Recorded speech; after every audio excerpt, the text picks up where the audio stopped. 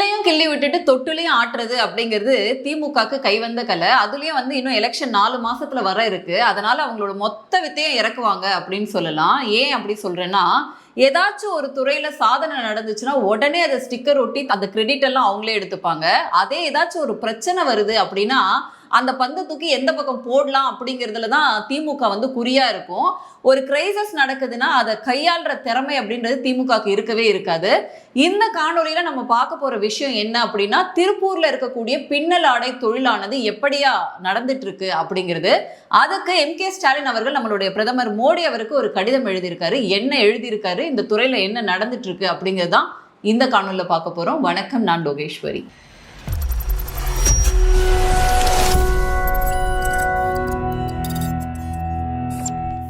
தமிழ்நாட்டின் மான்செஸ்டர் அப்படின்னு சொல்லக்கூடிய பகுதி எதுன்னு கேட்டீங்கன்னா கொங்கு பெல்ட். குறிப்பா கோவை, திருப்பூர், கரூர் மற்றும் ஈரோடு இந்த பகுதிகளில் டெக்ஸ்டைல் பிசினஸ் அப்படிங்கிறது பாத்தீங்கன்னா பூமா இருக்கும். அங்க இருக்கக்கூடிய மக்கள் இதையே தங்களோட வாழ்வாதாரமா வச்சிருக்கக்கூடிய மக்கள் ரொம்ப அதிகமா இருக்காங்க. இப்போ இந்த வரி விதிப்புகள்னால ஏற்பட்டிருக்கக்கூடிய லாசஸ் அப்படிங்கிறது இந்த மக்களை பெரிதும் வாட்டுது அப்படிங்கிறதான் விஷயம். என்ன அப்படின்னா, நம்மளுடைய தமிழ்நாடு முதல்வரான MK ஸ்டாலின் அவர்கள் நம்மளுடைய பாரத பிரதமர் நரேந்திர மோடி அவர்களுக்கு ஒரு கடிதம் எழுதியிருக்காரு. என்ன எழுதியிருக்காரு அப்படின்னா, ஈரோடு அதாவது திருப்பூர் பகுதி டெக்ஸ்டைல் இண்டஸ்ட்ரி, இங்க இந்த பின்னல் ஆடை தொழில் அப்படிங்கிறது ரொம்ப ரொம்ப முக்கியமான தொழில். கிட்டத்தட்ட பாத்தீங்கன்னா 60% இங்க இருந்து தான் ஏற்றுமதியானது செய்யப்படுது. இந்த டாரிஃப் விதிச்சாங்கல்ல, யுஎஸோட டாரிஃப் அதிகப்படுத்தினதுனால இந்த தொழில் முடங்கும் அபாயமானது ஏற்படுது. உற்பத்திகள் கட் செய்யப்படுது, இன்புட்டை கட் செய்யப்படுது. அதோட சேர்த்து பாத்தீங்கன்னா வேலை வாய்ப்புல பிரச்சனைகள் உருவாகுது. நிறைய ஆர்டர் தேங்கி கிடக்கு அப்படிங்கிறது. பிளஸ் இது இவங்களோட வாழ்வாதாரத்தையே பாதிக்கும். இதுக்கு ஹியூமானிடேரியன் சேலஞ்சஸ் நிறைய இருக்கு. இதுக்கு உடனடியாக மத்திய அரசு சுமூகமான தீர்வை எட்டணும் அப்படின்னு சொல்லிட்டு திருப்பூர் மக்களுக்காக குரல் கொடுக்கிறதாக நம்மளுடைய ஸ்டாலின் அவர்கள் கடிதம் எழுதியிருக்காங்க. இந்த திருப்பூர் பொறுத்த வரைக்கும் பாத்தீங்கன்னா கிட்டத்தட்ட வருடத்திற்கு 45,000 கோடி பிசினஸ் பண்ணிட்டு இருப்பாங்க. இந்த வரி விதிப்புனால பாத்தீங்கன்னா கிட்டத்தட்ட 15,000 கோடி வரைக்கும் நஷ்டம் ஏற்படுது அப்படின்னு சொல்லப்படுது. இங்க இருக்கக்கூடிய தொழிலாளர்களுடைய எண்ணிக்கை கிட்டத்தட்ட 85 லட்சம் பக்கமா தொழிலாளர்கள் இந்த பிசினஸ்ல ஈடுபட்டிருக்காங்க. அதுலயும் குறிப்பா ஜவுளி மற்றும் ஆடையில 28%, தோல் மற்றும் காலனி 40% பாத்தீங்கன்னா தமிழ்நாட்டுல கொங்கு பெல்ட்ல இருந்து தான் பாத்தீங்கன்னா ஏற்றுமதி ஆயிட்டு இருக்கு. அதனால இந்த மாதிரியான வரி விதிப்புனால மக்கள் அவதைப்படுறாங்க. இதை உடனடியா மத்திய அரசு கண்காணிச்சு இதுக்கு உரிய நடவடிக்கை எடுக்கணும், மக்களோட வாழ்வாதாரத்தை காப்பாற்றணும் அப்படின்னு சொல்லியிருக்காரு நம்மளுடைய MK ஸ்டாலின் அவர்கள். பட் இங்க என்னன்னா நிறைய விஷயங்களை மறைச்சிருக்காங்க. இப்போ யுஎஸோட டாக்ஸ் போட்டதுனாலதான் இந்த மக்களுக்கு இவ்வளவு பெரிய பாதிப்புகள் ஏற்பட்டிருக்கா அப்படின்னு கேட்டா சில விஷயங்களை திமுக மறைக்கும். என்ன மறைச்சிருக்குன்னா, இதுக்கு முன்னேற்பாடா மோடி அவர்கள் சில விஷயங்கள் பண்ணியிருக்காரு. அதையும் நம்ம தெரிஞ்சுக்கணும். சோ இந்த பர்டிகுலர் வரி விதிப்புனால என்ன மாதிரியான பிரச்சனைகள் வரும் அப்படிங்கிறது நம்மளுடைய பாரத பிரதமர் மோடி அரசாங்கம் முன்னாடியே கணிச்சு இந்த மாதிரியான புயல் வீசுறதுக்கு முன்னாடியே அவங்க சில ஸ்டெப்ஸ் எடுத்திருந்தாங்க. அதெல்லாம் நம்ம தமிழக அரசு சொல்ல மறந்துருச்சு. என்ன அப்படின்னா, நம்ம வெறும் யுஎஸ் நம்பிதான் நம்மளுடைய வர்த்தகங்கள் செய்ய முடியும் அப்படிங்கிற நிலை இன்னைக்கு கிடையாது.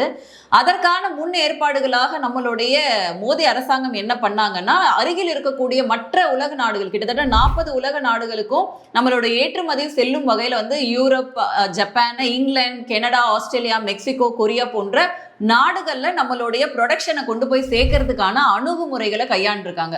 வெறும் யுஎஸ் மார்க்கெட்டை நம்பிதான் நம்ம இருக்கணும் அப்படின்னு இல்லாம இந்த மார்க்கெட்டை விரிவாக்கம் செஞ்சிருக்காங்க மோடி அரசாங்கம் அப்படின்னு சொல்லணும். அதோட சேர்த்து பாத்தீங்கன்னா செலவுகளை கட்டுப்படுத்துறது, வரிகளை குறைக்கிறது போன்ற விஷயங்களையும் கான்சென்ட்ரேட் பண்ணியிருக்காங்க. குறிப்பா பாத்தீங்கன்னா இந்த பருத்தி ஏற்றுமதிக்கு வரி விதிப்பு கொடுத்திருக்காங்க டிசம்பர் வரைக்கும் பாத்தீங்கன்னா. ஏன்னா இவங்களோட ப்ரொடக்ஷன் காஸ்ட்ல இது பெருசா கை வைக்கும் அப்படின்னு தெரிஞ்ச இவங்களுக்கு ஸோ டிசம்பர் வரைக்கும் எக்ஸம்ஷன் ஆனதை கொடுத்துருக்காங்க இந்த பருத்தி மூலப்பொருள் வாங்குறதுல.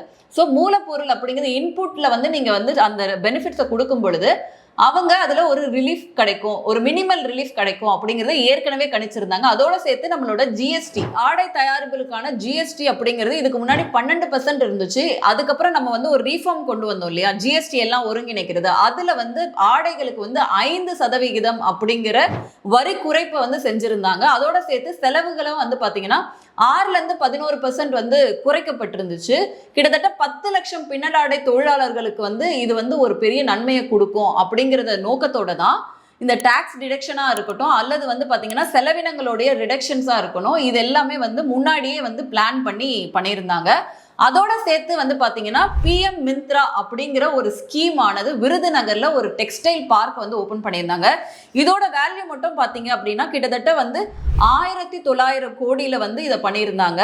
அதோட பரப்பளவு, அந்த பர்டிகுலர் டெக்ஸ்டைல் யூனிட் இருக்குல்ல, அதோட பரப்பளவு மட்டும் 1052 ஏக்கர்ல ஒரு டெக்ஸ்டைல் இன்டகிரேட்டட் ஷோரூம் மாதிரி இருந்துச்சு. இங்க வந்து பிளக் அண்ட் பிளே அப்படிங்கிற சில ஸ்கீமும் அதுக்குள்ளார கொண்டு வந்திருந்தாங்க. அதோட சேர்த்து வந்து பாத்தீங்கன்னா தடையற்ற விநியோகங்கள் நடக்கிறதுக்கும் ஒரு கோஆர்டினேட்டட் இன்டகிரேட்டட் இன்ஃப்ராஸ்ட்ரக்சர் பெரிய அளவுல வந்து விருதுநகர்ல இவங்க பிளான் பண்ணியிருந்தாங்க. சுமார் 5 லட்சம் பேருக்கு இதன் மூலமாக வேலை வாய்ப்பு கிடைக்கணும், உலக அளவுல ஜவுளி இண்டஸ்ட்ரிக்கு தமிழ்நாடு பேர் போய் விளங்கணும் அப்படின்னு சொல்லிட்டு இந்த மாதிரியான ஏற்பாடுகள் எல்லாம் ஏற்கனவே மோடி அரசாங்கம் அப்படிங்கிறது பிளான் பண்ணி செஞ்சிருந்தாங்க.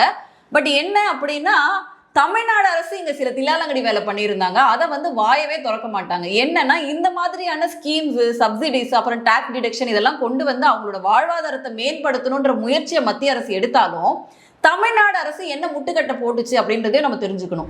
என்னன்னா இந்த ஜவுளி தொழிற்சாலை இருக்கு இல்லையா, இதுக்கு வந்து பாத்தீங்கன்னா இந்த பின்னலாடை தொழிற்சாலைகளுக்கு மின்சாரம் கொடுக்கறதுல தமிழக அரசு என்னவா நடந்துக்குது அப்படின்னு மற்ற மாநிலங்கள்ல எதுக்கு எடுத்தாலும் உதாரணம் காட்டக்கூடிய தமிழக அரசு ஆந்திரா, ஒடிசா போன்ற மாநிலங்கள்ல இந்த மாதிரியான தொழில்கள், இறால் தொழில் பண்ணைகள்லாம் வைக்கிறதுக்கு பாத்தீங்கன்னா மின்சாரம் யூனிட்டுக்கு வந்து ₹1 தான் சார்ஜ் பண்றாங்க. பட் ஆனா இங்க வருஷத்துக்கு 9 ரூபாயில இருந்து 10 ரூபாய் வரைக்கும் இன்க்ரீஸ் பண்றது, கிட்டத்தட்ட 60% ஒவ்வொரு வருஷமும் மின்சார கட்டணத்துல உயர்த்துறது. அதுலயும் வந்து பாத்தீங்கன்னா ஒரு யூனிட்டுக்கு 12 ரூபாய் வரைக்கும் சார்ஜ் பண்றாங்க. மற்ற சில மாநிலங்கள்ல வந்து 4 ரூபாய் வந்து இந்த ஜவுளி தொழிற்சாலைகளுக்கான மின்சார கட்டணங்களா கொடுக்கப்படுது. இதோட சேர்த்து இன்புட் காஸ்ட்டுமே இன்க்ரீஸ் ஆகுது. ஸோ தட் அவங்களோட ப்ரொடக்ஷனோட காஸ்டிங்ல அவங்களோட செலவினங்கள் அதிகமாகும் பொழுது அவங்களால எப்படி லாபம் ஈட்ட முடியும் அப்படின்ற கேள்வியை நம்ம முன்வைக்கணும். மத்திய அரசு அவங்க பங்குக்கு வர்த்தகத்தை இன்க்ரீஸ் பண்றதுக்காக மற்ற கண்ட்ரிஸோட டைப் பண்றதுக்கான முயற்சிகளை எடுக்கிறாங்க, டாக்ஸை வந்து குறைக்கிறாங்க, அவங்களுடைய அந்த மூலப்பொருட்கள் வாங்குறதுக்கான சப்சிடிஸை கிரியேட் பண்றாங்க.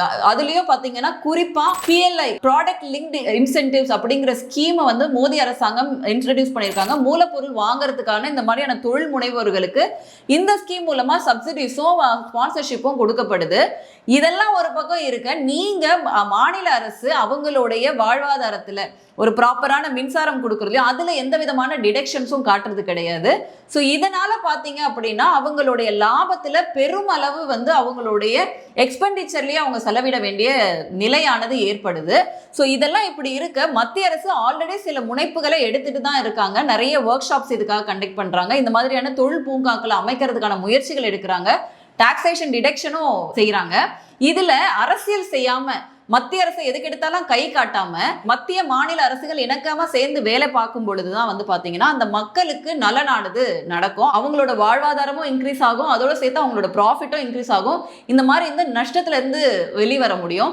அதை விட்டுட்டு எலெக்ஷன் வருது, நாங்களும் அங்க போய் போராட்டம் பண்றோம், நாங்களும் மக்களோட மக்களா நிக்கிறோம், கொங்கு பெல்ட் அப்படிங்கிற அதிமுக பெல்ட், அதை நம்ம பெல்ட்டா மாத்துவோம் அப்படிங்கிற வேலையில திமுக இறங்குது அப்படின்னு சொல்லணும்.